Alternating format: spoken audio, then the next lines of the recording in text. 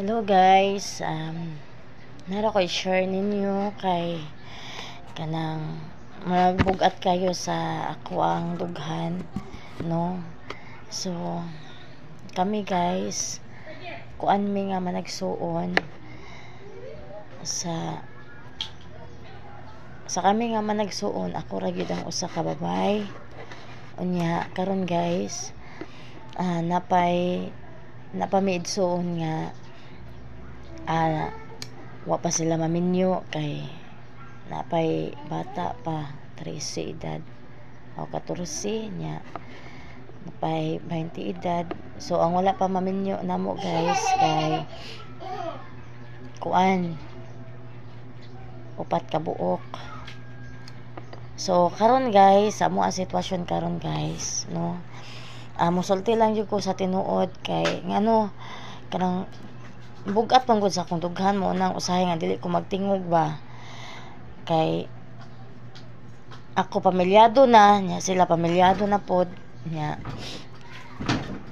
kanang nagkalisod pa mi katungod sa paggasto namo sa among balay, nagkautang pa mi utang di jud molimod ana guys. Nya karon guys, ang sweldo sa akong bana kanang kininsinas.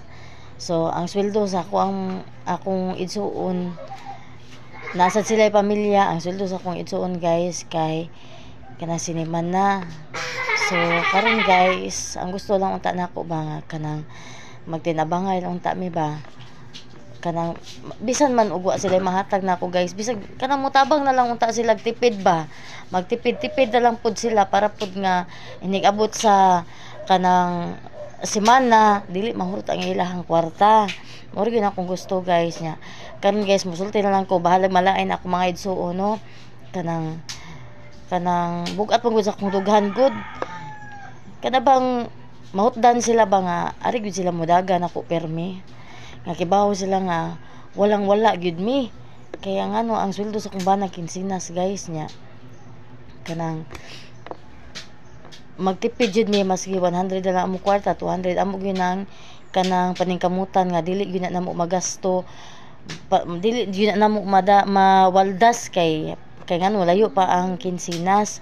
So muna guys, ang ako manggod gikakuanan guys karon nga gusto kong mutabang sa kong idsuon kay nako idsuon nga nagworking in town siya, kanang nagtrabaho in town siya sa tubigan nya. Karon ganahan jud kong mutabang niya guys kay wala na ba may kuan, wala na ba may mama niya, among lula magunsa man among lula kay tiguwang naman.